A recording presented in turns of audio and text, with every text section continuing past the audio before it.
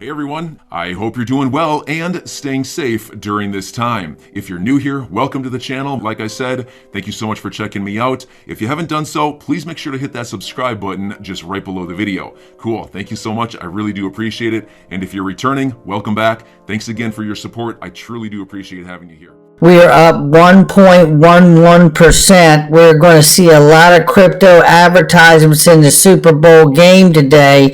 The advertisers in Wall Street Journal are calling it the Crypto Bowl. So it is really unveiling crypto to the masses, not just us, the speculators, retail investors, right? The prospectors that have been here for years. We're talking about brand new money is going to be exposed to crypto today to at least the FTX exchange, crypto.com, and Coinbase. So I'm very excited to see that. Right now it's February 13, 2022. Bitcoin 42,500 before the game starts. 2,900 plus for Ethereum, and we see XRP at 83 cents. Let's take a look at this really quickly. The range of price is 76 on the bottom and 85 on the top. Let's get into what we got to talk about today. First of all, on this day of the Crypto Bowl, Ethereum fees $6.70 to $73 plus to make a transaction. That is not a scalable solution for the future, ladies and gentlemen. Now, I'm not saying that the price won't go up on on Ethereum. I'm sure that it will. But the reality is, understanding the corruption that has been behind it, the conflict of interest with the SEC, I tell you, there's bad mojo tied up into that thing, and I just don't see how I could put my money in it. And I'm not trying to convince anyone else. I hope if you're in it, I hope you make a ton of money. Very happy for anybody that makes money on anything. But for me, I just can't do it. Look right here, we see it's coming on faster than they think. They told us it'd be 8-10 years away before we got quantum computing. But IBM is installing it up in Canada. Oh, the lies, the lies, the lies. I remember when DAI caught a lot of heat about that too. You know, that quantum computing, it's here, ladies and gentlemen. Well, what is this if it ain't? What the hell is this? Strobe light? Nightclub? I don't think so. You know, there's a lot coming on very quickly when it comes to technology. And I tell you, you know, if your blockchain technology cannot resist quantum computing, you may have a problem on your hands. We know David Schwartz had covered that very quickly and said that they could write some kind of code and drop it right in to address any threat as it pops up. Crypto mergers and acquisitions, M&As as they call them, soared from $1.1 billion in 2020 to $55 billion, representing a massive surge of 4,846%, according to a report by PwC. You don't think this crypto thing's going away, do you? Again, they call it the Crypto Bowl. I want to take you right here because, you know, this is a comment here in a tweet from Hassan Al-Nazi, who really puts out some great stuff. I enjoy this guy's positive insight on XRP and crypto. And what I have to say here is that this reminded me of a interview which I couldn't find. I looked for it. I spent quite a bit of time looking for it, but I couldn't find it. And if any of you find it, send it to me on Twitter, DM me. Remember when Brad Garlinghouse said he thought like 99% or 90+% of the crypto space would go away because of regulation and because utility would become the real watermark for this space, as it should, by the way? Well, Hassan says here only 1% of cryptos will survive, led by XRP. 99% will go with the wind forever. I really do believe that. And I do believe that regardless of the pain that we're feeling now because of the lack of regulatory clarity and the overgrab from the SEC, however this shakes out, I really do believe that we will see the majority of these cryptos fall away because they don't really solve a problem. Make sure you're asking yourself that when you go to put your hard-earned money into an asset or a project. Canada set to become crypto powerhouse with the introduction of a new cryptocurrency bill. Again, this is the whole, is the USA behind? Everybody else around the world has clarity, yada, yada, yada. But I really feel like it is intentional. And I'm going to show you something before we leave here today, which I believe is a very powerful visual of the progress that Ripple is making here. Okay, and I hope it hits you just the way that it hits me when I put it together. So I think you're really going to enjoy it. But as we see, the rest of the world is getting their act together, getting their clarity, introducing the kind of bills they need to really understand how to regulate cryptocurrency, this new emerging asset class. And I don't believe for a second that the U.S. will miss the boat on this fourth industrial revolution. Although it feels like it. European Union Commissioner for Financial Services announced February 9th plans to introduce a bill creating a digital euro next year, according to Politico. Now listen, this really is important to understand this. Because, again, I'm going to show you, we had news about, remember the Digital Euro Association that was just announced this week? Just announced this week that Ripple is now a part of. Well, I tell you, it's not the only thing to take a look at. Remember this little clip here? Let me play this little clip of Naveen Gupta from Ripple. And it's just as Stephan Hubert reminds us here, we're not here to take market share. We're here to make a dent in the universe. Naveen Gupta says it best. Let's hear him tell it. Very on the spot here.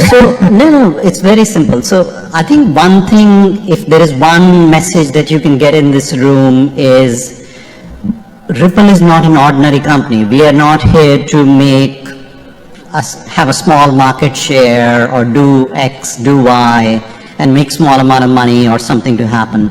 We are here to make a dent in the universe.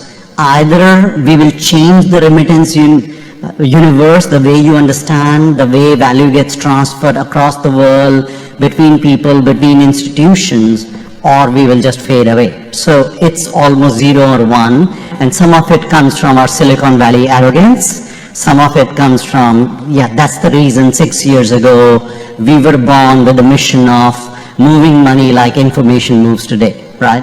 And we are making it possible working with the existing ecosystem. So I think this is a key differentiator about Ripple, and that's the reason we are a monoline company. Every day we get tens of ideas to say, why don't you do security settlement? Why don't you work in trade finance? Why don't you do X, Y, Z? And what we tell them is just cross-border remittances is $155 trillion problem. We'll solve this first. We'll make a difference to everybody who's present in this room. And once we have made the difference, then only we will look at something else. So we are like Google is for search, Ripple is for remittances. And that's what we're going to do. We're going to do it right, and we will not rest till we earn your respect. And there you have it right there. Nobody says it better than Naveen Gupta, I tell you. And I really do believe they are going to solve that problem. And again, the bold remark, we're not here just to take market share. We're here to make a dent in the universe.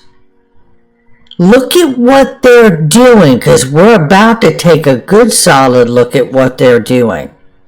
All right, let's take a look at this. Ripple's APAC policy director, on-demand liquidity can be used as a neutral bridge between central bank digital currencies. All of us understand this, but let's understand the larger point of what's going on here. Has Ripple changed their narrative? They're being sued by the Securities Exchange Commission. Do you see them pivoting because what they're doing is in jeopardy? Do you see them pivoting because central bank digital currencies will settle themselves? The answer is no. No, you don't. And in fact, this is what he says here. A big problem that RippleNet solves in today's banking system. There are considerable liquidity issues, and a lot of capital is tied up in pre-funding. Ripple solves that problem by using a solution called on-demand liquidity. Our customers can leverage the digital asset XRP as a neutral bridge asset between two currencies, which eliminates the need for pre-funding in destination accounts and substantially reduces their capital overheads and operational costs. Let me full stop right there. We know this, right? I know, not breaking news. But let me tell you what is breaking news. You can settle without XRP if you want to. And in fact, 75% of the volume of transactions on there, according to Ripple, do settle without XRP. But what's he pitching here? What's the policy director at Ripple for the APAC region pitching here? Is the use of XRP because the advantage of not having to pre-fund the accounts, right? That's what we're talking about here. Giving the advantage back to the banks to not only use the system for the speed and settlement and efficiency and scalability, but because you don't have to pre-fund, now you can take access to that dormant capital. If you ever wanted to explain to somebody why would they use XRP instead of not use it, there's your core backbone reason right there, right? And as value is driven into the asset and utility moves onto the through the protocol, the XRP ledger, which is a decentralized exchange, and as more liquidity is brought to the network, to settle these things, what do we understand? It will drive the price of XRP extremely high, but not until it's used in mass by those participants. Let's take a look at the progress that we've heard of late. We know that the Ripple private ledger, okay, Central Bank of Bhutan, for launching CBDC. So this is about the Ripple CBDC connections here. Republic of Palau, Ripple private ledger. The UK, Ripple is on the Digital Pound Foundation with Susan Friedman. What did we just hear this week? The European Union, the Digital Euro Association, has brought Ripple on board to help the 27 countries inside the European Union implement and launch a central bank digital currency. 27 countries in the European Union, 28, 29, 30. You think it's a mistake that the U.S. is waiting until the last moment to do it? I don't. Not only do they get the advantage to see what the other countries find out work as a pro and a con, but when you're the largest player and also the country that happens to have the global reserve currency for the world, you can't afford a mistake. You can't afford to be the first mover out of the gate with it and then watch the rest of the world not use it and watch you fail because you can't get the liquidity onto the new network. You get the world to join on first, agreeing to bring their liquidity and utility to the network as it suggests here. At least it suggests it. And then you bring the USA on, so that way you know you're bringing the world's largest economy on behind it, and you understand what kind of predicament you're in as the United States government, understanding that your national currency also serves as the global reserve currency. You cannot afford to mess this up, especially knowing that you've just printed more money in the last year and a half than all the money of the US dollar that has been printed in current circulation of the world. This, I believe, is where we are today. And we have to ask ourselves, how much further are we? How far away are we when an executive order coming from the White House on cryptocurrency and stablecoins, for which they are now referring to as a matter of national security? How far are we? Let's take a look at this, because we may not be far away from this, and it's a dollar level for XRP. We know that not only credible crypto is calling for it, but we also know Dark Defender's calling for a massive third wave for XRP, which could take us to, by the way, this third wave right here, could take us up to XRP targets of $1.23, $2.03, and $3.33 with wave 5. This is getting very interesting. Key resistance levels are 91 cents and $1.13. Key support levels are 75 cents and 70 cents. As most of us know, we will keep an eye on it as we move towards that goal. I'm your guy. I will keep you posted. I'm your advocate. I'll be back on a daily basis, usually multiple times per day, with these videos to keep you updated with everything going on. So I hope you enjoyed the video. If you haven't done so, make sure to hit that subscribe button. Feel free to share any of my videos with your friends, family, social media, or anybody who may care to listen. Thanks so much for your continued support. I'm always here for you. I want to help you through this time. So thank you so much for continuing to choose me. Enjoy your day, stay safe, and I'll catch you again probably in a couple hours. Thanks, everybody. See you later.